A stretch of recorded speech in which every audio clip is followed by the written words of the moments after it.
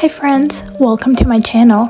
In this video, I'll be walking you through my reading journal as of June. I'll be showing you all the progress I've made so far in terms of my annual reading journal spreads, as well as all the individual book spreads. The journal I'm currently using is from Archer & Olive, and it's a square size. I do have a discount code for you if you'd like to purchase one. Simply use code PJ10 to get 10% off your order at checkout. Now you'll notice that my journal has gotten pretty chunky so far, and therefore I decided to use a new journal for the second half of the year. I'll show you that one in the end of this video. When you open up the journal, the first thing you'll see is my first cover page, and this is where I just write the dates from when I had this journal. Next up, it's my index page, and I really love having an index page in my reading journal because I can quickly see what books I read for that year, and I know exactly where to go if I'm looking up a certain spread.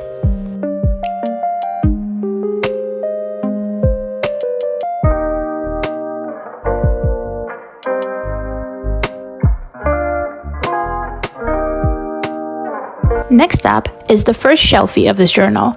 I'm thinking next year I want to use different colors when coloring each book depending on which month I read what book, so there's a bit of diversity in the color scheme. I still have 2 more shelfie pages to test this idea out before next year though. Next up, it's my 23 books in 2023 spread. So far, I've managed to read 7 out of the 23, and honestly, I don't think I'll read all of them. I'm such a mood reader, so I don't like planning out my reading in advance.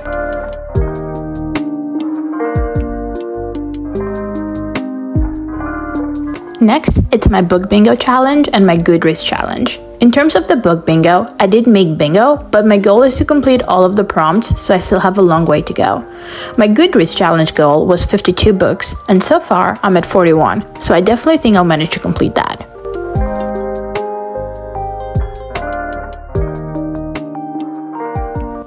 Next, it's my book bracket. And if you haven't watched my setup video at the beginning of the year, you'll notice that I shuffled up the months, so I won't know the semi and final winners until the end of the year. So far though, for January, my top book was To Paradise, for February it was Circe, for March it was Kai K, for April it was A Taste of Gold and Iron, and for May it was Lessons in Chemistry, and for June it was The Burning God. Next, it's my A to Z challenge, and I decided to do this challenge for both book name and author name. That's why you see the split in between each letter. There's still a long way to go on this challenge though. Next up, it's my physical TBR spread. I feel like the amount of books in, it's way larger than the amount of books read, so I feel like I'm not making any dent at all at this list. I need to be stricter about reading only the books I buy, but Libby makes it so hard to stick to just them. This one here is my series tracker.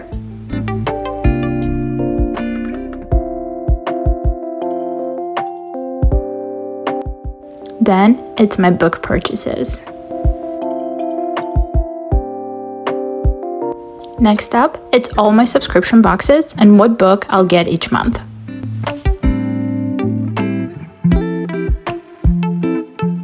This one is my special editions calendar view. This has been great for budgeting purposes and so I don't forget when each drop is. Next up, it's my socials tracker, and I feel like I haven't grown at all in any of them. They've all stayed in the same spot since they were 3 months ago. So if you want to support me, feel free to follow me. Next, it's my Read the Rainbow challenge. I'm almost done with this one, and I just need 1 pink book. And I kind of gave up on the Tetris challenge. I also gave up on the first line of the book challenge.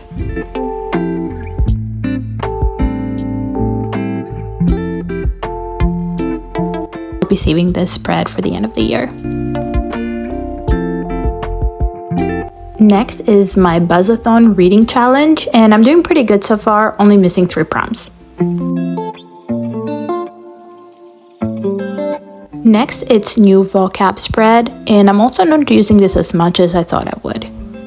This one is my 12 books by 12 friends spread, and so far I've managed to read 8 out of 12 of the recommendations. Big thank you to everyone that participated and helped me with the spread. Now we jump into the individual book spreads. I already made a video that walks you through all of the books that I read in the first 3 months of the year, so I will just flip through them for now, but if you want more details into the books, I'll link the video above.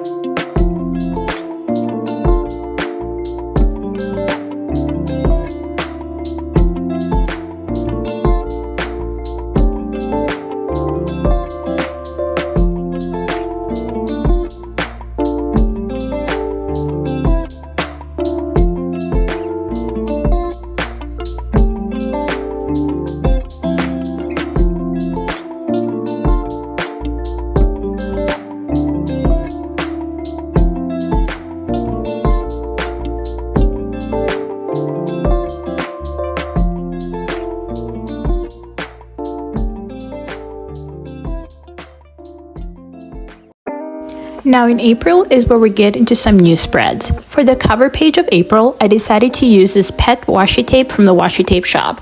I'm obsessed with the foiling of it, it's so beautiful. I do have a discount code with them, by the way. If you use the code PJ, you'll get 10% off your order. In April, I only managed to read 4 books. First book was A Taste of Golden Iron by Alexandra Rowland. This book follows Cadeau, a shy prince who finds himself embroiled in a political intrigue after a hunting accident ends in a disaster. Now he's trying to win over his sister, the Sultan, and prove his loyalty by taking on an investigation involving counterfeiting. Evamir is a newly trained and recently promoted guard whose first assignment is as guard and protector of Cadeau. He dislikes Cadeau at first, but then, they become friends and then they fall in love, and it's such a cute and well-developed and well-written LGBTQ plus romance, and I love how normalized all of the LGBTQ plus relationships and gender fluid pronouns were. The world building is also really, really well done, and it's utterly vivid, which I loved, though it is pretty light on the fantasy aspect. Next book is The Old Man and the Sea by Ernest Hemingway, and this one is a classic. And basically the book follows a fisherman named Santiago, and in order to change his fortune, Santiago takes his boat out further than he's ever done before, and what seems like good fortune on this fishing trip turns into a fight for survival. Next book is Biting the Hand, Growing Up Asian in Black and White America by Julia Lee. This book is a memoir, and the author shares her lived experiences as an Asian American in the United States, but she also uses it as a way to convey the anger, shame, and frustration that many people of color can feel in a country built on white supremacy. This is not only a memoir, but a study on race, gender, mental health, systemic racism, generation trauma, allyship, and so much more. It should be a required reading, so pick this one up.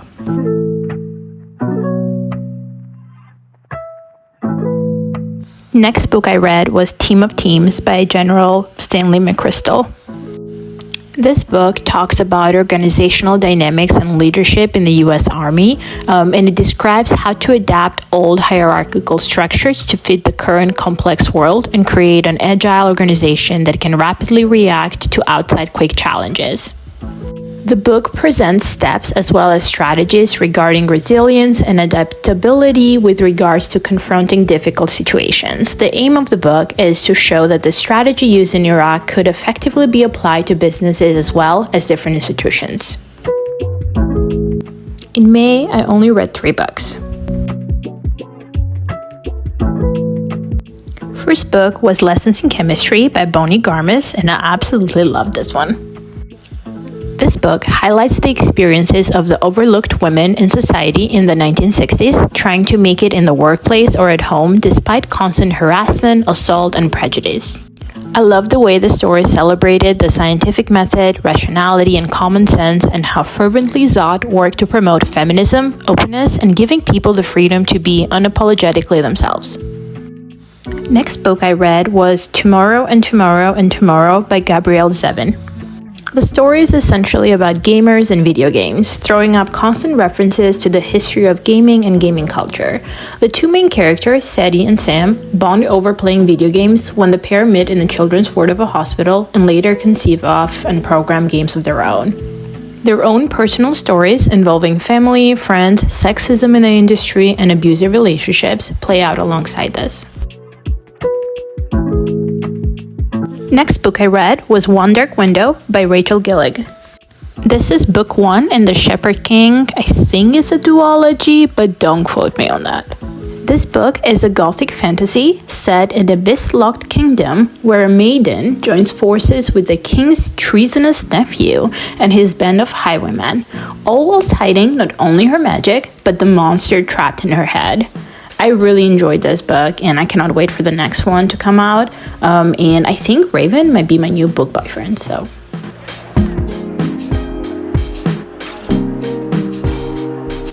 In June, I picked up my reading again and I ended up reading 10 books.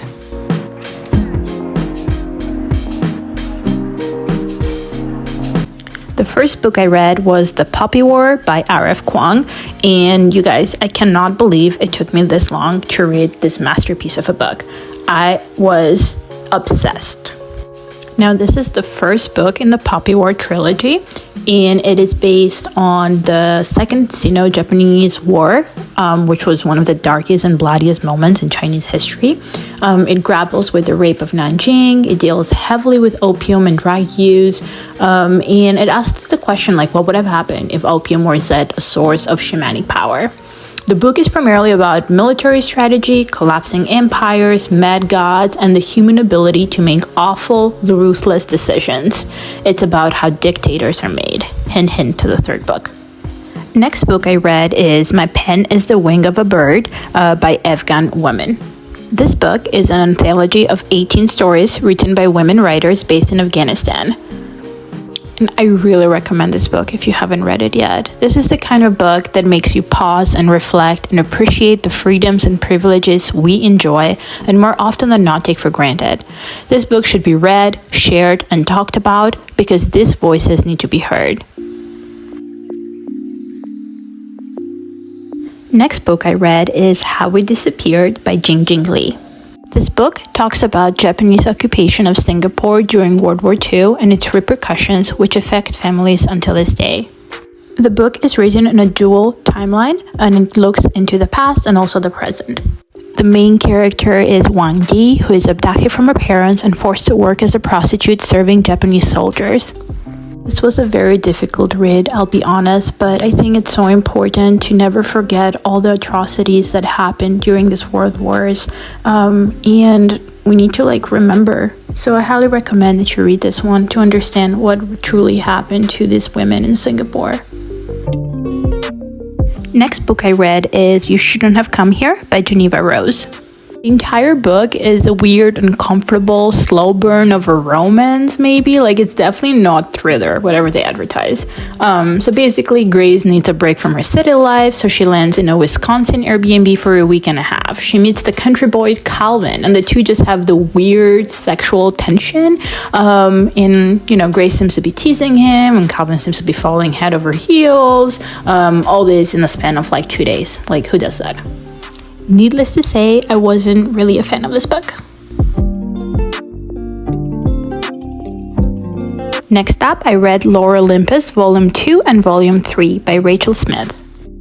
If you're not familiar with this series, it's basically a retelling of the Hades and Persephone's relationship in a graphic novel kind of form. Next book I read is The Dragon Republic by R.F. Kuang, and this is the second book in the Poppy War trilogy. I really loved The Poppy War, but the second installment was literally the book of my dreams. It was so much better, and I don't know how she could have done it. It was amazing. The world building, it's incredible. The war tactics, everything is just out of this world. I highly recommend this trilogy to anybody that is listening right now. Next book I read is I Know Why the Caged Bird Sings by Maya Angelou. This is the first book in a series of autobiographies by Maya, and it's a beautiful memoir of her years as a child up to the age of 17. This book tastefully addresses issues of molestation, rape, racism, but it does so within the context of the trials and tribulations of growing up as well.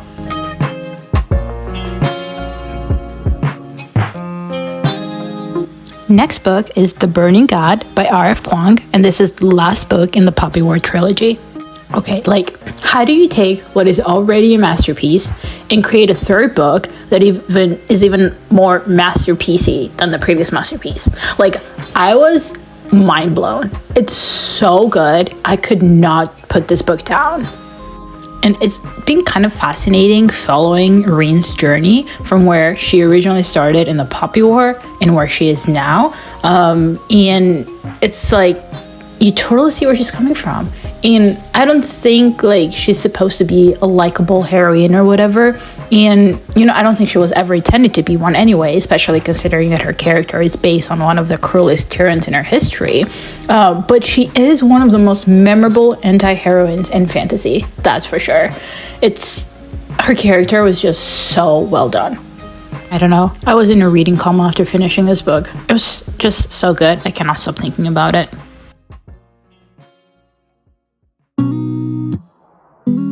And the last book I read for June was Killers of a Certain Age by Deanna Rayburn. This was an okay book. It follows 4 women in their 60s who have made their careers as assassins for a group called the Museum, and they basically just kill bad people, I guess. And now they are going into retirement, and the company gives them a cruise, a celebration. But something happens on the cruise, and then, I'm not going to spoil anything, so you can read the rest of the book if you want to. But yeah, it's supposed to be an action thriller, but I didn't really get much of a thriller out of it. It was mostly a mystery, a spy mystery read, I guess. Now, those were the last of my book journaling spreads. Since I had a few leftover pages in this journal, I decided that I wanted to create a reading stats page. And so I came across this scrapbooking pad by Stamperia. It's called the Vintage Library one, and I absolutely loved it. And so I decided to create a Dutch door with it. When you open the Dutch door, the first thing you see is my stats, so 41 books, 35 unique authors, as well as 15,646 pages. Most of the books I read were audiobooks at 23, and also I read 9 physical and 9 ebooks. On the left side, I kept track of the author identity. Most of the authors that I read were female at 37 versus 4 males. The majority of them were from United States. But I also read from authors from China, New Zealand, UK, Singapore, Australia, Canada, Afghanistan, and Malaysia. In terms of the racial profile, 28 of them were white, 10 were Asian, 1 was black, 1 Filipino, and 1 Indian. When it comes to the genre, most of my reads were fiction at 37 versus 4 non-fiction. 32 of them were adult versus 8 were YA, and 1 was new adult. And from all the reads, 8 had LGBTQ plus representation versus 33 that did not. In terms of rating, most of my reads were 4 and 5 stars, with only 1 2-star and 4 3-star ratings. January and June represented the most read months, with May being the lowest at 3 reads. Most of the books I read were published in 2022. However, I did have a bit of a diversity in terms of the publishing years. The earliest book was published in 1952 and the latest in 2023. Next up, it's the number of books read by genre, and no surprise there that fantasy and historical fiction make up the largest portion, since those are my favorites to read. But I also did read a bit on memoirs, romance, graphic novels, contemporary, thriller, mystery, gothic horror, mythology, classics, and business. And on the right side, I wrote some of the most memorable quotes so far.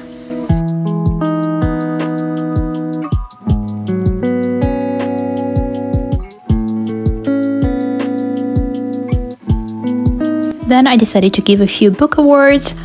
For the best books, I picked Kai K, My Pen is the Wing of a Bird, The Burning God, and Lessons in Chemistry.